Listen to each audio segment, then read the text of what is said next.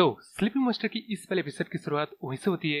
ये कह लो उस दिन के रात, जिस दिन के रात का मतलब अपना आउटर हॉल का मास्टर अपने जंग के रूम में आया था और ये चीज डिस्कवर कर लिया था कि अपना जंग मतलब इसका थर्ड यंग मास्टर नहीं है, ये कोई और ही बंदा है, जिस वजह से अपने जंग को उस आउटर वर्ल्ड के मास्टर के शरीर में अपने डिविनिंग मंक को पोसेस करवाना पड़ा।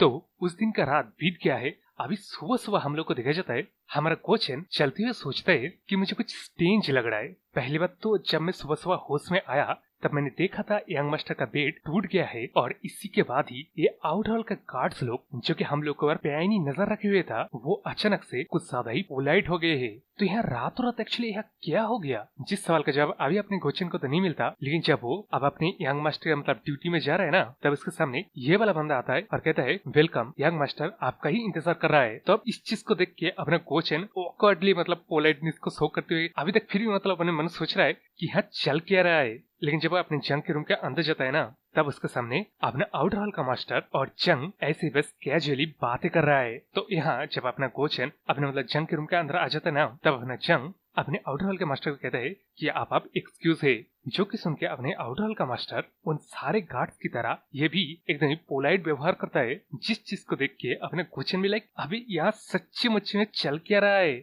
लेकिन उस तरह अपना चैट द गोट जंग कहता है अरे गोचन अच्छे वक्त पे आए, चला जा ब्रेकफास्ट करते वरना खाना ठंडा हो जाएगा। लेकिन उस तरफ अपने गोचन के तो अलग ही कांड चल रहा है। वो तो यार अपने यंग मास्टर जो ये सवाल भी पूछेगा ये बोलने से पहले मतलब तोतनाले लगता है, लेकिन फाइनली पूछ लेता है कि यहाँ आखिरकार चल क्या रहा है। इस बात को सुनकर ना अपना जंग कहता है अरे मैं तेरे को बाद में बता दूंगा, अभी आ जा बैठ। तो यह जब अपना गोचन बोम्बास्टिक साइड आई दिखाते हुए खाने के टेबल पे बैठता है, तभी अपना जंग कहता है कि वो अपने कोचन से कुछ पूछना चाहता है। इस चीज को सुनकर अपना कोचन कहता है अच्छा हाँ बताइए क्या आप पूछना चाहते हैं आप मुझसे। तो इस चीज को सुन के अपना जंग कहता है क्या वो अपनी जंग को मतलब इस मॉक्सर्ट मैनर का बेसिक मार्शल आर्ट को सिखा सकता है। तब इस बात को सुनकर ना अपने मतलब कोचन जो खाना भी खा रहा था वो खाते खाते वहीं पे फ्रीज हो जाता है। मतलब यार अपना जंग जो कि इतना बड़ा बड़ा कांड कर चुका है वो अपने कोचन से अचानक से मतलब बेसिक मार्शल आर्ट सीखेगा, वो तो यार फ्रीज होगा ही ना। तो अब यहाँ एक्चुअली अपने जंग ने ये बेसिक मार्शल आर्ट सीखने की बात, क्योंकि वो इससे पहले उसको जो तहखाने से मिला सीक्रेट मार्शल आर्ट का बुक मिला था ना, उस बुक के मुताबिक वो प्रैक्टिस करने की कोशिश कर रहा था। लेकिन यहाँ उस बुक के मुताबिक जैसा मूव लिखा गया है वो मूवमेंट वो बुक के बताए हुए तरीके से करने के बावजूद भी एक टेक्निक से ज्यादा ऑकवर्ड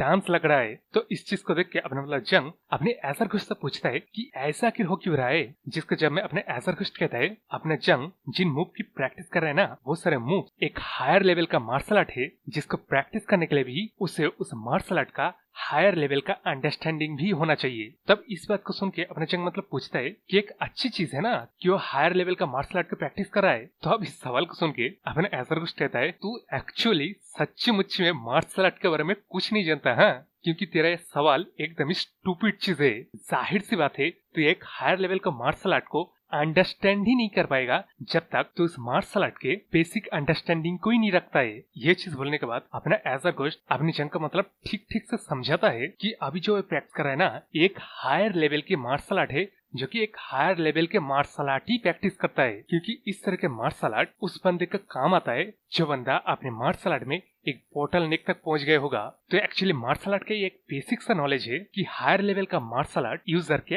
अननेसेसरी मूवमेंट को घटा के उसके हमले को और ज्यादा इफेक्टिव बनाता है। तो ये चीज तेरे जैसे बंदे के लिए कुछ कम का नहीं है जो कि बेसिक मार्शल आर्ट भी नहीं जानता है। तो यही बात अपना जंग गोचन को बताता है कि अगर उसे एडवांस लेवल के मार्शल आर्ट को अंडरस्टैंड करना है ना तब उसे एटलीस्ट बेसिक मार्शल आर्ट आना चाहिए। तो यार यहाँ इस बात को सुनकर ना अपना कोचन प्रसन्न होते कहता है कि क्या वो मैनर मास्टर का सीक्रेट मार्शल आर्ट इसलिए सीखना चाहता है ताकि वो इस मॉक्सर्ट मैनर का मैनर मास्टर बन जाए। इस चीज को सुनकर अपना जंग कहता है मैं इस मॉक्सर्ट मैनर का मैनर मास्टर बन के क्या करूंगा, मैं तो इसलिए सीख रहा हूँ क्योंकि ये मुझे यूजफुल लगा। तब इस बात को सुन के अपना कोचन कहता है यूजफुल, ये एक अमेजिंग मार्शल आर्ट की टेक्निक है जिसका डंका पूरे मुड़ीम में बचता है। मैं कह रहा हूँ यंग मास्टर इस टेक्निक का नाम मुड़ीम में ऐसा कोई बंदा नहीं है जो कि ना सुना हो। तो आप अगर सीखेंगे ना तब आपके लिए फ्यूचर में ये चीज प्रॉब्लम खड़ा कर सकता है।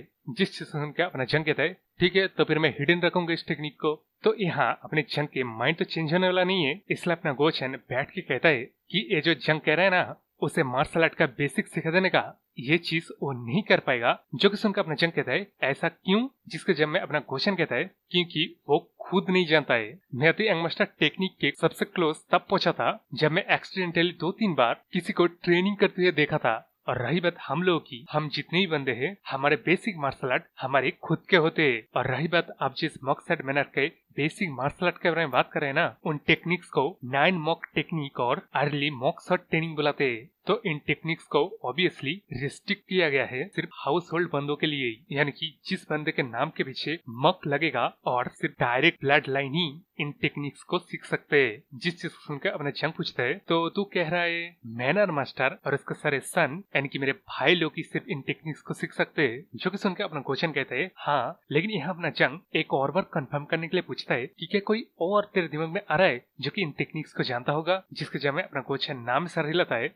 और यहाँ अपने मन में सोचता है ये चीज बुरा हुआ क्योंकि टेक्निक्स जानने वाले ये सारे यंग मास्टर थे जो कि एनिमी है, और बाहर का ये बंदा जो कि टू मक नहीं है, उसके लिए ये चीज रिस्की हो सकता है। लेकिन उस तरफ अपने जंग को देखा जाता है जो यहाँ ध्यान से कुछ सोचने के बाद वो उठ के जाते हुए कहता है तो अगर ऐसी बात है तो अब उसके पास कोई चॉइस नहीं रहा है। ये बोलने के बाद वो कहीं पे जाने के लिए निकलता है। तो इस चीज को देख के मतलब क्वेश्चन पूछता है कि वो जा कर रहा है। जिसके जब में अपना जंग ऑब्वियसली कहता है कि वो उस बंदे के पास जा रहा है जो कि उसे मार्शल आर्ट सिखा सकता है। तो इस बात को सुन के अपना क्वेश्चन फिक्र करते अपना मतलब जंग को समझाने की कोशिश करता है कि अगर उसका ये बिहेवियर उन लोगों को सस्पिशियस लगा तब वो क्या करेगा। जिसके जब में अपना जंग कहता है कि उसके एक्शन की वजह से उसको पकड़ लिया जाए, इस डर से वो यहाँ कुछ नहीं करेगा ना, वो चीज बेवकूफी होगी। तो क्वेश्चन के बच्चे अपना मुंह बंद रख और मेरे साथ चल। तो अब यहाँ अपने जंग और कोचन उस बंदे के पास आ जाता है जो कि अपने मतलब जंग को मार्शल आर्ट के बेसिक को सिखा सकता है। और वो बंदा है हमारा मकसद मैनर का इलिजिमेट चाइल्ड, जिसको कि यार हमेशा दिखाया गया है वो कुछ कर रहा है तो वो चीज होगा मार्शल आर्ट की ट्रेनिंग। तो अब यहाँ अपने जंग सीधा सीधा चल के अपनी स्पोर्ट्स सन को मार्शल आर्ट के बेसिक सिखाने के बारे में बोलने वाला था, लेकिन अपने जंग के एक कदम लेने से पहले यह अपना कोचन उसे रोक के कहता है यंग मास्टर, मैंने आपको बताया ना उस इंसिडेंट के बारे में। जिस चीज सुन के अपना मतलब जंग कहता है हाँ मैंने सुना उस इंसिडेंट के बारे में जिसमें रियल थर्ड यंग मास्टर ने इस चौथे सन के मदर को एक धंधे वाली मतलब गाली देकर बुलाया था, जिसकी वजह से रियल थर्ड यंग मास्टर को कुछ ज्यादा ही मार पड़ी थी। तो इस चीज को सुनकर अपना कोचन अपने मतलब जंग के दोनों कंधों में हाथ रखते हुए कहता है तो फिर यंग मास्टर क्यों आप इससे मार्शल आर्ट सीखना चाह रहे हो? आपको पता नहीं है लेकिन उस दिन का मेमोरी मेरे दिमाग में ऐसे छपा हुआ है कि वो इंसिडेंट कल ही हुआ है। वो जो रियल थर्ड यंग मास्टर को मार पड़ा ना, उस मार में उस रियल थर्ड यंग मास्टर कई सारे रिब्स और पैर कई अलग अलग जगह से टूट गया था। उस मार के बाद थर्ड यंग मास्टर इतने ज्यादा पिलपिला के रोए थे ना, जिसका नजारा मैं भूल नहीं सकता हूँ। तो आप समझ रहे हैं ना मैं क्या कह रहा हूँ। ये चौथा सन रियल थर्ड सन को कुछ ज्यादा ही हेट करता है और कुछ ज्यादा ही रिजेंटमेंट भी रखता है।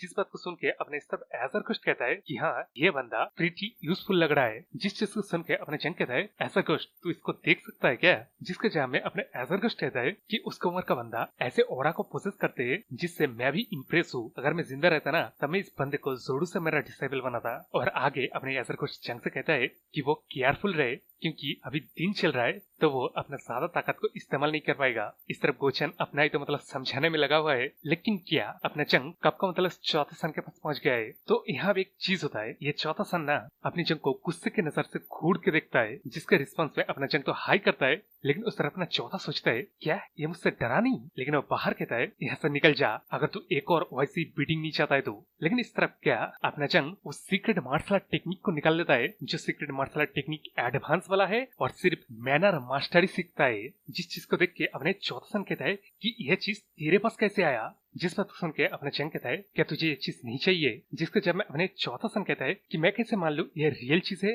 ये चीज सुनने के बाद अपना जंग उस सीक्रेट टेक्निक की किताब को अपने चौथे सन को दे देता है और कहता है तो खुद चेक कर ले। तो यहाँ अपना चौथा सन जब सीक्रेट टेक्निक की किताब को खोल के देखता है तब मतलब उसको तो झटका लगता है क्योंकि ये रियल चीज है और इसमें सच्ची मुच्ची में वो सारे पॉइंटर्स लिखा गया है जो कि इसको एक एडवांस मार्शल आर्टिस्ट बना सकता है। लेकिन तभी क्या उस किताब में से कुछ पेज को अपने जंग ने फाड़ लिया ही पहले ही। जिस चीज को देख के अपने चौथा सन पूछता है कि बाकी का पेज कहाँ है, जिसके जब में अपना जंग कहता है उसके दिमाग में है। तो अब इस चीज को सुनकर ना अपना चौथा सन सोचता है ये हरामजादे का बच्चा, लेकिन वो बाहर पूछता है कि उसे ये चीज कहाँ मिला। तो इस सवाल को सुनकर ना अपना जंग कहता है क्या सच में ये चीज इंपॉर्टेंट है? इंपॉर्टेंट तो ये चीज है कि ये सीक्रेट टेक्निक का किताब मेरे पास है। तो इस चीज को सुनकर ना अपने चौथा सन एकदम गुस्सा हो जाता है और भागते हुए चिल्ला चिल्ला के कहता है, तो तू क्या कहने की कोशिश कर रहा है इस चीज को देखा के मुझे कि तू अब मैनर मास्टर बन गया है और मेरा जो मैनर मास्टर का सपना है ये सिर्फ सपना बन के रहेगा, ये कहने की कोशिश कर रहे तू। ये बोलने के बाद वो सीक्रेट इंडिया किताब को फेंक के यहाँ से अपने जंग को मतलब निकल जाने के लिए कहता है।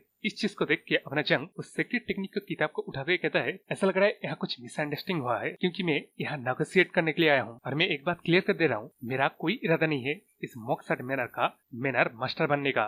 तब इस चीज को सुन के अपने चौथे कहता है, अच्छा तो तू कह रहा है कि तू मॉक्सर्ट मैनर का मास्टर बनने में तेरा कोई इंटरेस्ट ही नहीं है। जिस बात को सुनकर अपना जंग कहता है, तुझे शायद बिलीव नहीं होगा, लेकिन उस तरफ क्या अपने जंग के ऊपर इस चौथे सन ने एक जोर का फटका मुंह में ऐसे देता है ना, वो उड़ के कहीं दूर जगह गिरता है और इस फटके को देखे कहता है कि तुझे क्या सच में लगा तेरे इस बात को मैं विश्वास कर लूंगा? ऐसा लग रहा है 2 साल पहले जो कुछ हुआ था ना, तो इस चीज को भूल गया है, तो मैं तुझे हेल्प कर दे रहा हूँ उस 2 साल पहले जो कांड हुआ उस चीज को याद दिलाने में। और इस बार ना तुझे ऐसी बीटिंग करूंगा, इस बीटिंग के बाद तू मेरे साथ और कुछ ट्राई करने का जिंदगी में कोशिश नहीं करेगा। लेकिन उस तरफ क्या अपना स्लीपिंग मॉन्स्टर हंसते सोचता है, विक्रम हाँ वो बंदा सच में एक डिफरेंट चीज है, हाँ काफी डिफरेंट है भाई। और इसी के साथ यार ये चैप्टर खत्म हो जाता है। अब मैं यार क्या बताऊं, ये राइटर सच्ची में क्लिप हैंगर में रख के छोड़ दे रहा है भाई। खैर तो हमारा वीडियो खत्म होता है और आप लोगों को पता है आप लोगों को क्या करना है, मेरे चैनल को सब्सक्राइब कर लीजिए और भी ऐसे एपिसोड पाने के लिए, और लाइक शेयर कमेंट जरूर से करना। तो बाय।